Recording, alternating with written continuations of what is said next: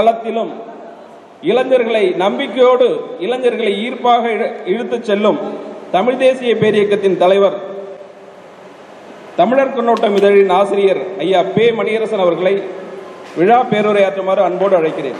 தமிழர் மறுமலர்ச்சியின் மூலவராக விளங்கக்கூடிய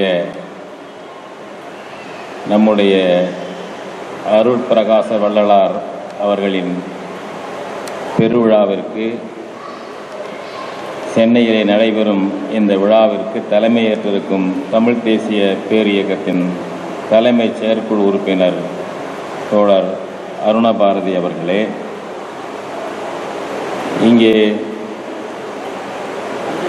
நிகழ்ச்சியின் தொடக்கத்தில் மிகச்சிறப்பாக தமிழர் பறையாட்ட கலையை, அதைப்போல தமிழர் வீர விளையாட்டு கலையை நிகழ்த்தி காட்டிய கொளத்தூர் ஆழி பறையாட்ட குழுவினரின் பெருமக்களே, இளம் செல்வங்களே, வரவேற்புரை சிறப்பாக வழங்கிய குறுகத் தரித்த குரல் போல் வள்ளல் பெருமானுடைய சிறப்புகளையும் தமிழ் தேசியத்தின் தேவையையும் எடுத்து சொன்ன இளவல் என்று எங்களால் அன்போடு அழைக்கப்படும் ஜெயராஜ் அவர்களே, இங்கே பீச் வழங்கிய கவிஞர்கள் அன்பிற்குரிய கவிபாஸ்கர் அவர்களே, பிரகாஷ் பாரதி அவர்களே, ஆர்.எல். கதிர்மருகன் அவர்களே, நம்முடைய வள்ளலார் திருத்தொண்டர் என்ற ஒரு விருதை நாம் வழங்கினாலும் அதை ஏற்றுக்கொள்ளக்கூடிய பெருந்தன்மையோடு இங்கே வந்திருக்கக்கூடிய கன்னியப்ப சுவாமிகள் வள்ளலார் தொண்டு நிறுவனத்தின் தலைவர்களே, திருவாட்டி தனலட்சுமி அம்மையார் அருட்சோதி அன்னை ஆலயம் திருவிக நகர் அவர்களே, சிறப்பு செய்த பெருமக்களே, இந்த உரையரங்கத்தில் ஆழமான கருத்துமிக்க தர்க்கம் செய்த உரைகளை வழங்கி அமைந்திருக்கக்கூடிய எங்கள் அன்பிற்கும் மதிப்பிற்கும் உரிய ஐயா சத்தியவேல் முருகனார் அவர்களே, கலையரசி நடராசன் அவர்களே, மொழியரசி அசோகன் அவர்களே, நன்றியுரை நவல இருக்கின்ற கோவேந்தன் அவர்களே, இந்த நிகழ்ச்சியை சிறப்பாக ஒருங்கிணைத்து கொண்டிருக்கும் தம்பி முழுநிலவன் அவர்களே, நிகழ்ச்சியிலே கலந்து கொண்டிருக்கும் பெரியோர்களே, சகோதரிகளே, நண்பர்களே, தமிழர் மறுமலர்ச்சியின் தொடக்கம் வள்ளலார் என்று சொல்லுவது அவரை புகழ்வதற்காக மட்டுமல்ல, வரலாற்று வழிபட்ட ஒரு ஆய்வு நெறியின் கீழ்தான் அந்த அடையாளத்தை நாங்கள் வழங்கினோம். வாழ்ந்த இனம் இடையிலே வீழ்ந்து மறுபடி எழும்பொழுது பல்வேறு முற்போக்கு கருத்துக்களோடு, சீர்திருத்த கருத்துக்களோடு, சமத்துவ கருத்துக்களோடு எழுகிறது. அந்த எழுச்சியின் தொடக்கம் தமிழ்நாட்டை பொறுத்தவரை மறு எழுச்சியின் தொடக்கம் 19ஆம் நூற்றாண்டு. 19ஆம் நூற்றாண்டில்தான் பல்வேறு சிந்தனையாளர்கள் தோன்றினார்கள். அதில் முதல் தொடக்கமாக அல்லது முத்தாய்ப்பாக வள்ளலார் விளங்குகிறார். 19ஆம் நூற்றாண்டில் பல்வேறு கருத்துக்கள் எழுந்தன. இங்கே இதே சென்னையிலே சென்னை லௌகீக சங்கம் என்று தமிழாக்கம் செய்திருக்கிறார்கள். மெட்ராஸ் செக்குலர் சொசைட்டி என்று வைத்து கற்றறிந்த பெருமக்கள் பல்வேறு ஆய்வுகளை செய்தார்கள். கடவுளை பற்றியும் செய்தார்கள். வர்ண ஜாதி கூடாது என்றும் ஆய்வு செய்தார்கள். பெண்ணுரிமை பற்றியும் செய்தார்கள். இதழ் நடத்தினார்கள். தமிழிலும் ஆங்கிலத்திலும் இதழ் நடத்தினார்கள். அது வள்ளலார் காலத்துக்கு சற்று பின். இப்படி பல்வேறு அயோத்திதாச பண்டிதர் சிறந்த கருத்துக்களை வழங்கினார். சமத்துவ கருத்துக்களை வழங்கினார். அத்திப்பாக்கம் வெங்கடாச்சல நாயக்கர் முற்போக்கான கருத்துக்களை வழங்கினார். எல்லாம் 19ஆம் நூற்றாண்டிலே. இந்த காலத்தின் பாய்ச்சலாக வள்ளலாரின் இன்னொரு பாய்ச்சலாக வெளிப்பட்டவர் பாரதியார். ராமலிங்க சுவாமி மறுமலர்ச்சி சிந்தனையாளர் என்று பாரதியார் பாராட்டினார். சாதியிலே, மதங்களிலே, சமய நெறிகளிலே ஆதியிலே அபிமானித்து அலைகின்ற உலகீர் வீணே அலைகின்றீரே என்று வள்ளலார் பாடினார். வேத ஆகமங்களை சாடி வள்ளலார் பாடினார். நால்வர்ணம் மேல்வர்ணம் தோல்வர்ணம் என்று சாடினார். அதிலிருந்து பாய்ந்த பாரதியார் பார்ப்பானே ஐயர் என்ற காலமும் போச்சே, வெள்ளை பரங்கியை துறை என்ற காலமும் போச்சே என்று பாடினார். வள்ளலாரை அடுத்து அயோத்திதாச பண்டிதர் வர்ணாசிரமத்தையும் பிராமணத்துவ ஆதிக்கத்தையும் எதிர்த்து எழுதினார். இதழ் நடத்தினார். தமிழன் என்ற பெயரிலே இதழ் நடத்தினார். இப்படிப்பட்ட இந்த 19ஆம் நூற்றாண்டு மிக முக்கியமானது. வள்ளலாருக்கு முன்பு தாய்மானவர் தொடங்கி வைத்தார் என்று சொல்லலாம். ஒரு பருமனாக, ஒரு அமைப்பு வடிவமாக, ஒரு இயக்கமாக அதை கொண்டு வந்தவர் வள்ளலார். ஒரு சங்கம், அந்த சங்கம் இன்றைக்கு ஒரு சோசியலிச சங்கம் என்றெல்லாம் சொல்றார் அல்லவா, அப்படிப்பட்ட ஒரு சங்கம் அது. உறுப்பினர் சேர்த்தார். எந்த மத சமய வேறுபாடும் இன்றி, ஆண் பெண் வேறுபாடும் இன்றி அனைவரும் உறுப்பினராகலாம். புலால் மறுப்பதுதான் நிபந்தனை. இது 1865ஆம் ஆண்டு இப்படிப்பட்ட ஒரு சங்கத்தை, ஒரு அமைப்பை நிறுவிய பெருமகன். அதனால்தான் மறுமலர்ச்சியின் மூலவர் என்கிறோம். கருத்துக்கள் வழங்கப்பட்டிருக்கின்றன. பிற்கால சோழர்களுடைய வீழ்ச்சிக்கு பிறகு, பிற்கால பாண்டியர்களுடைய வீழ்ச்சிக்கு பிறகு நமக்கு இருண்ட காலம்தான். அயலார் ஆதிக்கத்தின் கீழ் சிக்கிக் கொண்டோம். மாலிகாப்பூர் படையெடுப்பு, விஜயநகர மன்னர்கள், அவர்களுடைய படைத்தளபதிகள் படையெடுப்பு, அவர்களுடைய ஆட்சிகள், அதை ஒட்டி பிறகு வெள்ளைக்காரன் வந்தது, எல்லாம் அடிமை நிலையிலே தான். என்னை போன்றவர்கள் இன்று வரை அடிமையாகத்தான் இருக்கிறோம் என்று கருதுகிறோம். மாறுபடுவர்கள் இருக்கலாம்.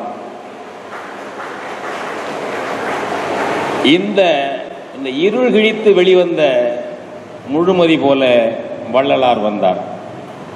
அமைப்பை உருவாக்கினார், சங்கங்களை உருவாக்கினார். இங்கே ஐயா சத்தியவேல் முருகனார் அவர்கள் பெரியார் வள்ளலாருடைய பாடல்களை பயன்படுத்தியதை சொன்னார். சாமி சிதம்பரனார் அவர்களை கொண்டு 100 பாடல்களை தேர்வு செய்து வைத்து குடியரசு பதிப்பகத்தின் மூலம் புத்தகமும் பெரியார் போட்டார், சமூக சீர்திருத்த கருத்துக்களை.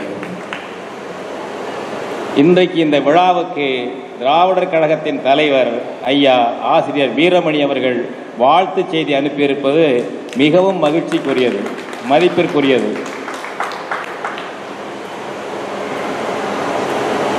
ஐயா வீரமணி அவர்களுக்கும் எங்களுக்கும் ஒரு தர்க்கம்லாம் நடந்து கொண்டிருக்கிறது, கொள்கை கோட்பாடுகளில் திராவிடம் சார்ந்து.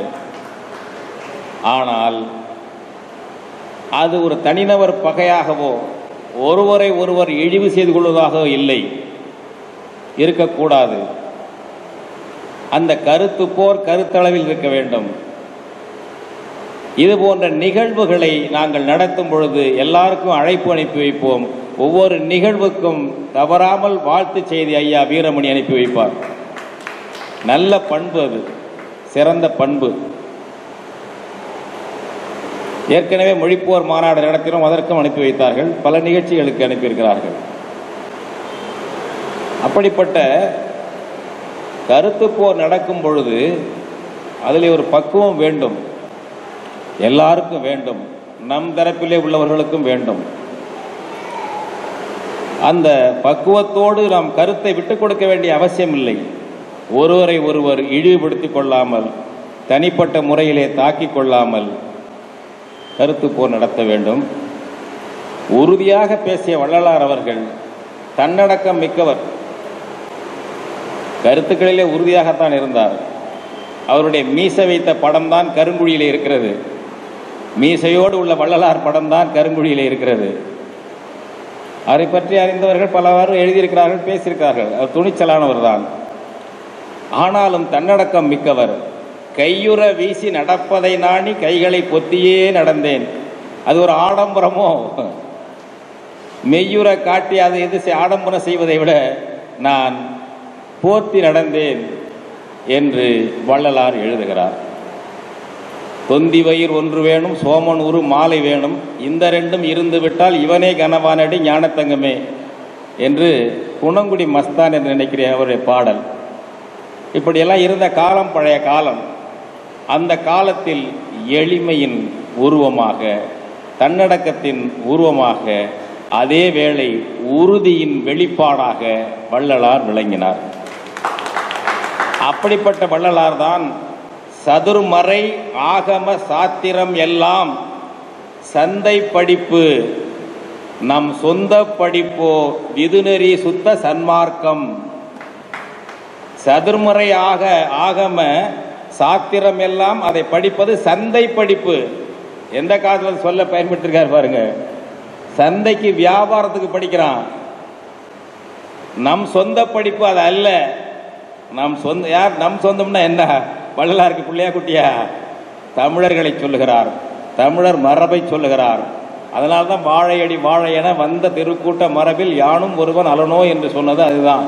ஒட்டுமொத்த இனத்தை பிரதிநிதித்துவப்படுத்துகிறார்.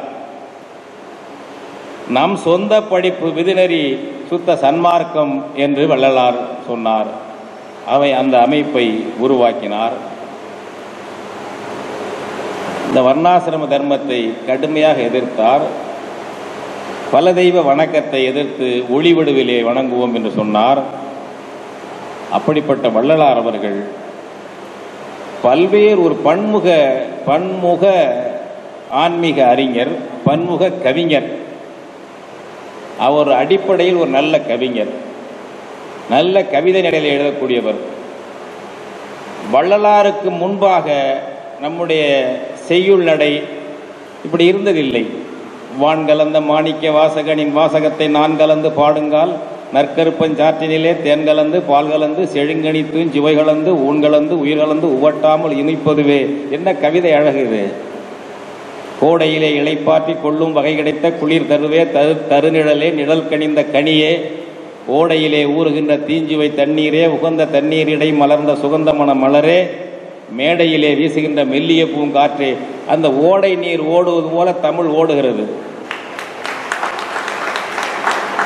கம்பரை நினைவூட்டுகிறார். தண்டலை மயில்களாட தாமரை விளக்கம் தாங்க, கொண்டல்கள் முழவினங்க, குவளை கண் விழித்து நோக்க, தென்திரை எழினி காட்ட, தேம்பிழி மகரையாழின் வண்டுகள் இனிது பாட, மருதம் வீற்றிருக்கும் மாதோ என்று கம்பன் பாடிய அந்த பாடல் கோடையிலே இளைப்பாற்றி பாடலை படிக்கும்போது வருகிறது. இன்னும் கிட்டப்பாவின் குரலில் அந்த பாடலை கேட்கும்போது தேனாக இனிக்கும். நம்முடைய பல இசை புலவர்கள் எல்லாம் சிறப்பாக அந்த பாடலை பாடியிருக்கிறார்கள். கோடையிலே இளைப்பாற்றி பாடலை மிகச் சிறப்பாக பாடியிருக்கிறார்கள். ஒரு அடிப்படையில் ஒரு கவிஞராக சிறந்த கவித்துவத்தோடு எழுதுகிறார். அவர் என்ன கற்றார்? எல்லாருக்கும் தெரியுங்க. எல்லாம் சன்மார்க்க பெருமக்கள் கூடியிருக்கிறீர்கள். அந்த வரலாறெல்லாம் நான் சொல்ல வேண்டியதில்லை. என்னை விட அதிகம் தெரிந்தவர்கள் நீங்கள். அவர் சொல்ல வந்தது முறைப்படி போய் கற்கவில்லை. சபாபதி முதலியாரிடம் அண்ணன் படிக்க சொல்லுகிறார். சரியாக படிக்கவில்லை என்று அண்ணனுக்கு சீற்றம். மனைவியிடம் சொல்லி சரியாக சோறு போடாதன்னு சொல்லிடுறாரு. அந்த அம்மா தாயா இருந்து கவனித்து எல்லாம் கவனிக்குது. அப்போ சொல்லுது, அண்ணன் இப்படி சொல்கிறாங்க, ஏன் தம்பி நீ படிக்க மாட்டேங்கிறன்னு கேட்குது. நான் படிச்சுக்கிட்டு தான் இருக்கேன் என்று அவர் தனியாக படிக்கிறார். தனியாக படித்து இவ்வளவு படித்திருக்கிறார். முறைப்படி பள்ளிக்கூடம் போகாதவர். பள்ளிக்கூடம் அந்த காலத்திலையும் ஆசிரியர்கள் இருந்தார்கள், பாடம் நடத்தினார்கள். அதெல்லாம் எல்லாரும் படிச்சிருக்காங்க, படிக்காமலாம் இல்லை. ஆசிரியர்கள் இருந்த அந்த காலத்திலையும் தமிழர்கள் பள்ளிக்கூடம் நடத்தியிருக்கிறார்கள். வீட்டில் நடத்தியிருக்கிறார்கள், மரத்தடியில் நடத்தியிருக்கிறார்கள். முட்டாள்கள் இல்லை, படிச்சிருக்காங்க. அண்ணனே அங்கே தானே படித்தார். வள்ளலாருடைய அண்ணன் சாவதி பிள்ளை சாவதி முதலியாற்றை படித்து தான் அவர் இலக்கிய சொற்பொழிவு புராண சொற்பொழிவு நடத்தி கொண்டிருந்தார். நிறைய படித்திருக்கிறார்கள். இவருடைய அறிவு எப்படி வந்தது என்பதுதான் இந்த பெரிய சிக்கல். அது ஒருத்தக்காவது அருள் என்று சொல்வார்கள். ஆனால் எனக்கு திருக்குறள் ஒன்றுதான் கை கொடுக்கிறது. நுண்ணிய நூல்பல கற்பினும் மற்றும் தன் உண்மை அறிவே மிகும். நுண்ணிய நூல்பல கற்பினும் மற்றும் தன் உண்மை அறிவே மிகும். உண்மை அறிவு சில பேருக்கு இயல்பாகவே இருக்கிறது,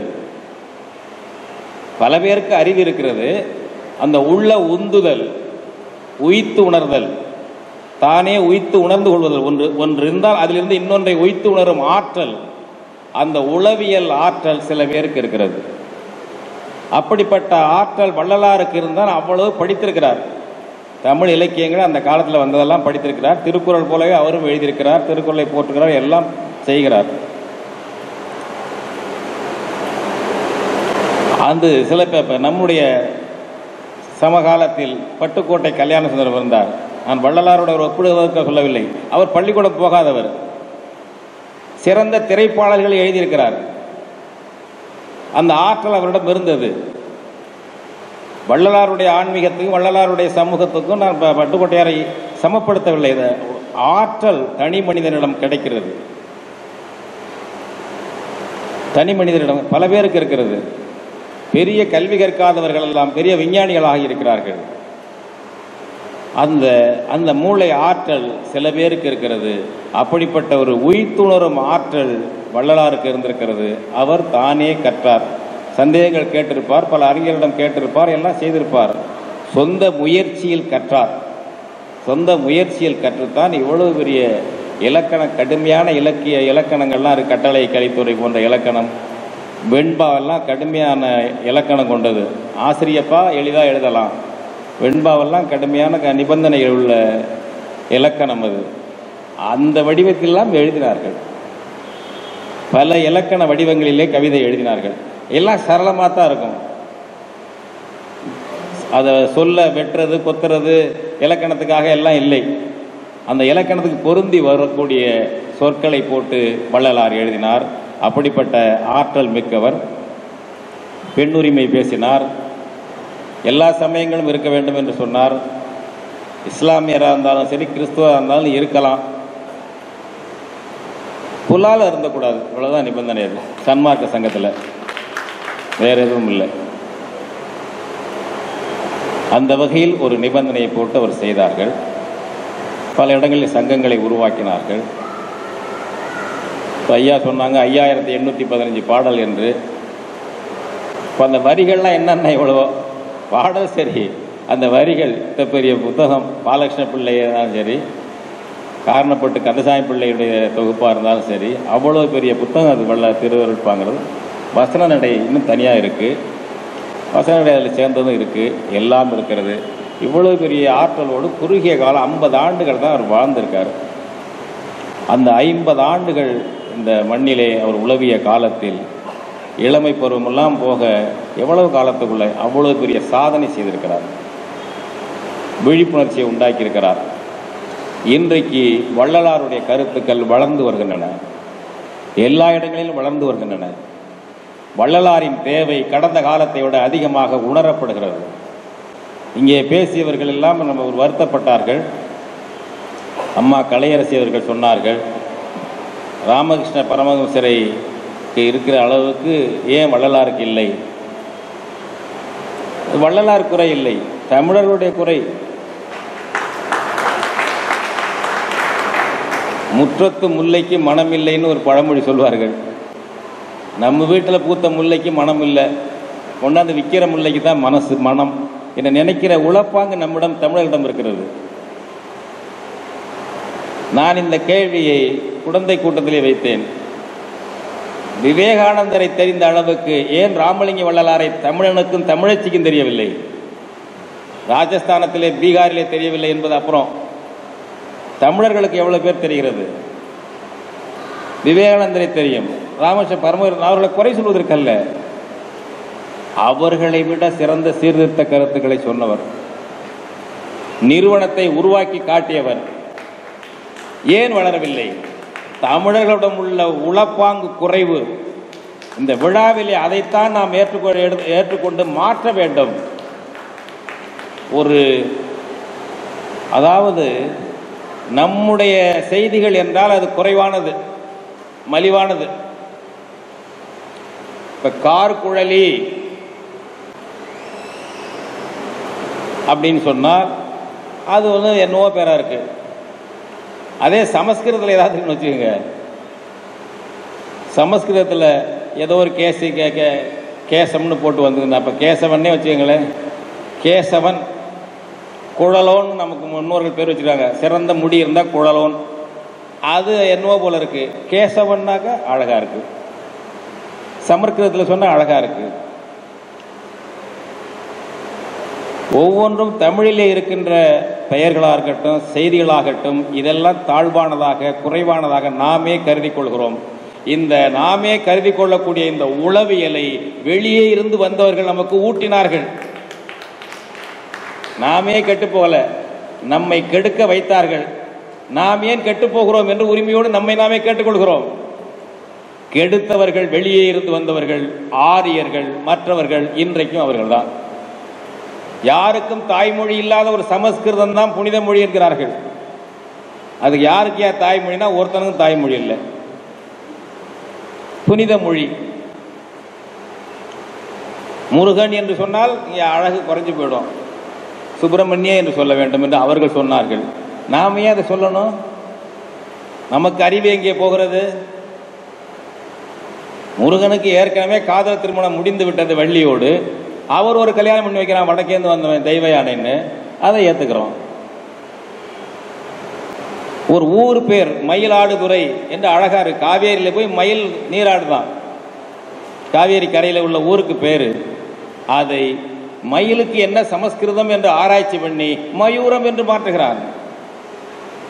நாம் இன்னைக்கும் மயூரம், மாயாவரம் என்று சொல்வர்கள் தான் அதிகமா இருக்கிறோம் பேர் மாற்றின பிறகும். இது இழுக்கு. ஏன் அவன் பேர் மாற்றுகிறான், ஏன் பேர் மாற்றுகிறான் என்று யோசிக்கவில்லை. தன்னுடைய இன ஆதிக்கத்தை கொண்டு வருவதற்கு முன்னோடியாக மொழி ஆதிக்கத்தை கொண்டு வருகிறான். தன்னுடைய சிறுபான்மை ஆதிக்கத்தை கொண்டு வருவதற்காக மொழி ஆதிக்கத்தை கொண்டு வருகிறான். அதை புனிதம் என்கிறான், அதை தேவ பாஷை என்கிறான். அதான் வள்ளலார் சொன்னார், அது தாய்மொழி என்றால் எங்கள் மொழி தமிழ் மொழி, தந்தை மொழி என்றார். இங்கே அம்மா அவர்கள் மொழியரசியை, சமஸ்கிருதத்தை பற்றி வள்ளலார் என்ன சொன்னார் என்பதை எடுத்து காட்டினார்கள். அது எவ்வளவு ஆடம்பரமானது, மறைபொருளானது, படிக்க கஷ்டமானது, முயற்சி அதிகம் தேவை, தமிழ் அப்படி அல்ல என்றெல்லாம் வள்ளலார் வசனத்தில் கட்டுரை எழுதினார். ஒவ்வொன்றையும் அப்படித்தான். அந்த கடவுள் இங்கே தீயாடி அப்பர்னா ஒரு அக்னீஸ்வரன் மாத்துறாங்க, ஒவ்வொன்றையும் மாற்றுகிறார்கள். இதற்கு நாம் ஏன் உடன்படுகிறோம்? இதெல்லாம் உடன்பட்டதுனால என்ன ஆயிட்டார்? நம்மவர்கள் நம்மை பற்றி தெரியவில்லை. வள்ளல் என்றால் பாரிதான் என்று தெரியவில்லை, கர்ணன் என்பதுதான் தெரியும் பல பேருக்கு. சிறந்த பழங்காலத்து ஒரு புரட்சி பெண் தலைவி என்றால் கண்ணகி என்பது தெரியாது பல பேருக்கு. சீதையை தெரியும், திரௌபதியை தெரியும், பரப்பி இருக்கிறார்கள். இளங்கோவடிகளை பல பேருக்கு தெரியாது. வான்மீகியை பற்றி சொல்வார்கள், காளிதாசன் சொல்வார்கள். நீ வான்மீகியை படிங்க, காளிதாசனை படிங்க, இளங்கோவடிகளை படித்து விட்டு படி. நீ மாட்டுப்பால் குடி, முதல்ல உன் தாய்ப்பாலை குடி. தாய்ப்பாலை குடிச்சுட்டு அப்புறம் மாட்டுப்பால் குடி. தாய்ப்பாலே குடிக்காமல் குட்டிப்பால் குடிச்சுக்கிட்டு இருக்கீங்க. அதனால அவன் ஏறி குத்தி தலையில் அமுக்கிறான். உன்னுடைய மொழியில வள்ளலார் பாடிய பாடலை நடராச பெருமான் முன்னால் பாடினால் குற்றம் என்கிறான். கருவறைக்குள்ளே தமிழ் மொழி அர்ச்சனை மொழியாக இருக்க முடியாது என்கிறார்கள். துணிச்சலா இன்று வரை அது கோலோச்சப்படுகிறது. தமிழ்நாடு அரசு முதல்ல போட்டு எழுதியிருந்தாங்க, தமிழிலும் அர்ச்சனை செய்யலாம். எவ்வளவு கொச்சையானது இது! அவர்கள் தான் தமிழுக்கு எல்லாம் செய்ததாக பேசிக் கொள்வார்கள். தமிழிலும் அர்ச்சனை செய்யலாம். ஏன் இந்த மக்கள் விரும்பவில்லை? சமஸ்கிருதத்தில் அர்ச்சனை செய்தால்தான் பலிக்கும் என்று நம்புகிறார்கள், தெய்வம் வரம் கொடுக்கும் என்று நம்புகிறார்கள். என்றால் அந்த மூட நம்பிக்கையை போக்க வேண்டிய வேலை அரசியல்வாதிக்கு இல்லையா? அந்த ஆதிக்கக்காரனுடைய சூழ்ச்சியை அம்பலப்படுத்த வேண்டிய பொறுப்பு ஆன்மீகர்களுக்கு உண்டு, அரசியல்வாதிகளுக்கு உண்டு. வள்ளலார் அமைப்புகள், வள்ளலார் மன்றங்கள், சன்மார்க்க சங்கம் நடத்துகின்ற பெருமக்களை நான் மிகவும் தாழ்மையோடு கேட்டுக்கொள்கிறேன். பசித்தவர்களுக்கு அன்னமிடுவது தேவை, அதை செய்கிறீர்கள். அங்கங்கே கூடி வள்ளலார் பாடல்களை சொல்லி பெருமைகளை சொல்வீர்கள், அது தேவை. ஆனால் வள்ளலார் பாடலை கூட அர்ச்சனை பாடலாக வைக்க முடியாது என்ற அவலத்தை போக்க நாம் என்ன செய்கிறோம்? நினைந்து நினைந்து கண்ணீரால் நனைந்து நனைந்து என்ற அந்த ஒரு பாடல் இருக்கிறதே, அர்ச்சனைக்கு அது ஒன்று போதாதா? உள்ளத்தை உருக்கி ஒருங்கிணைக்கக்கூடிய அந்த ஒரு பாடல் போதாதா? கற்பக்கிரகத்திலே அந்த பாடலை பாடி அர்ச்சனை செய்யக்கூடாதா? தமிழிலே அர்ச்சனை செய்வதற்கான பயிற்சி சிவநெறிக்கும் திருமால் நெறிக்கும் வழங்கப்பட்டு 225 பேர் இருக்கிறார்கள். வேலை இல்லை, தமிழ்நாட்டிலே வேலை இல்லை. ஐயா சத்தியவேல் முருகனார், இது நான் அரசு கொடுத்த பயிற்சி 225 பேர். சத்தியவேல் முருகனார் ஏராளமான இளைஞர்களுக்கு தமிழில் அர்ச்சனை பயிற்சி கொடுத்திருக்கிறார், கொடுத்து கொண்டிருக்கிறார்கள்.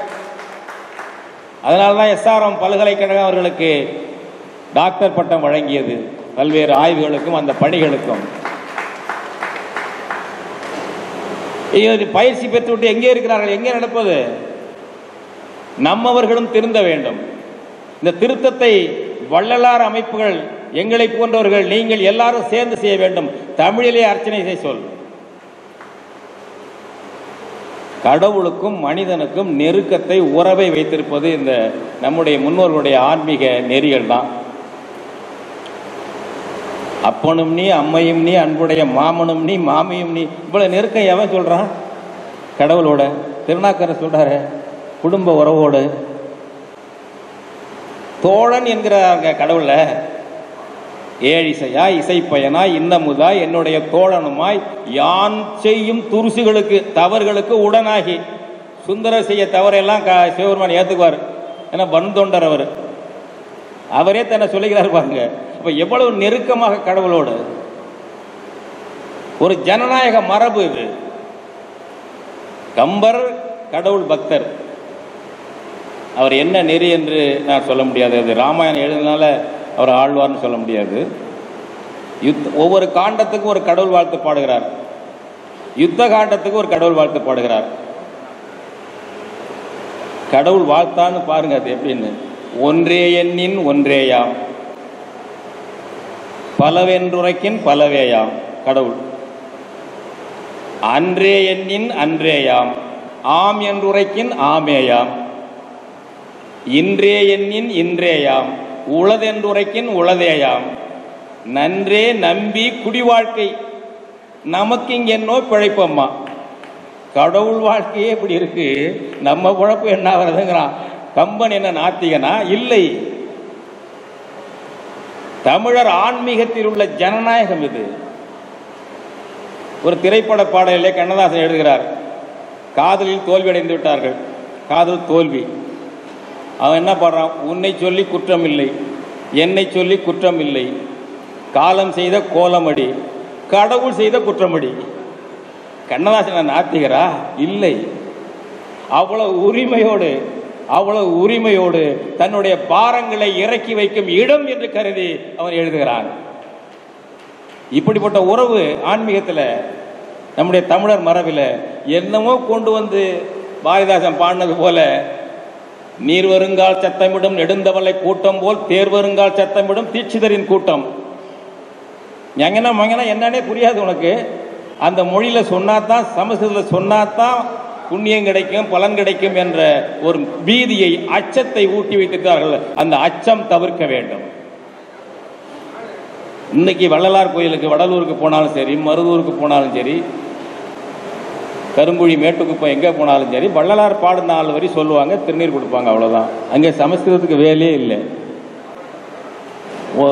ஒரு பிராமணன் புகுந்து கொண்டு ஆதிக்கம் செய்ய முனைந்த போது அதையும் நீக்கி விட்டார்கள் வடலூரிலே. இது கடவுளுக்கும் இறைவனுக்கும் தனக்கும் நெருக்கமாக இருப்பதா? புரியாத மொழியில நமக்கு அப்பாற்பட்ட ஒருத்தன், நீ கர்ப்பக்கிரகத்தில் வந்தாலே தீட்டுப்பட்டு விடும் கர்ப்பக்கிரகம் என்று சொல்லுகின்றவனிடம் போய் திருநீர் வாங்கி பூசிக்கொள்வது புனிதமா, ஆன்மீகமா என்பதை எண்ணி பார்க்க வேண்டும். வள்ளலாருடைய இந்த அமைப்புகள், எங்களை போல் நீங்கள் போராட்டத்துக்கு வாருங்கள் என்றல்ல, கருத்து பரப்புரை செய்யுங்கள். சாதி கூடாது என்றார், மதவெறி கூடாது என்றார். 2 சாதி மாறி திருமணம் செய்து கொண்டால் கொலை செய்கிறான். இந்த காலத்திலே தேடி போய் கொலை செய்கிறான் அந்த பையனை. அந்த பெண்ணை தான் பெத்த பெண்ணையை எரிச்சு கொள்றான். அந்த வேளைகளில் எல்லாம் பத்திரிகையிலே செய்தி வரும் பொழுது, பலர் போராட்டம் பொழுது, வள்ளலார் சங்கங்கள் கருத்து கூற வேண்டும், வள்ளலார் கருத்தை எடுத்து சொல்ல வேண்டும், சமூகத்திலே நீங்கள் குறுக்கிட வேண்டும், வள்ளலார் சமத்துவ கருத்துப்படி சமூகத்தை நெறிப்படுத்த முன்வர வேண்டும். இல்லையேல் வள்ளலார் பெயரை நாம் சொல்வதில் பொருள் இருக்காது. அவர் களத்தில் இறங்கியவர், வாதம் செய்தவர், நிறுவனங்களை அதற்காக உருவாக்கியவர்.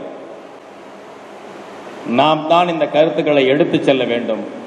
அந்த வகையில் வள்ளலாருடைய சிறந்த ஆன்மீக கருத்துக்களையும், சமூகத்துக்கு இன்றைக்கு மிகவும் தேவைப்படக்கூடிய சமூகவியல் கருத்துக்களையும், அவருடைய தமிழ் பற்றையும் நாம் போற்றி அவருடைய வழியிலே மேலும் மேலும் நாம் முன்னேறுவதற்கு தமிழ் சமூகத்தை பிடித்து ஆட்டுகின்ற ஜாதி வெறி, மதவெறி, மதத்தை பயன்படுத்தி அரசியல் நடத்தக்கூடிய சூதாட்டக்காரர்கள், இவர்களிடமிருந்தெல்லாம் தமிழ் சமூகத்தை விடுவித்து ஒரு உலகத்துக்கு எடுத்துக்காட்டான தமிழன் தமிழச்சியை உருவாக்கி ஒரு உன்னதமான தமிழ் சமூகத்தை, சமத்துவமான தமிழ் சமூகத்தை, அறம் சார்ந்த தமிழ் சமூகத்தை உருவாக்குவதற்கு நாம் வள்ளலார் பெயரால் உறுதி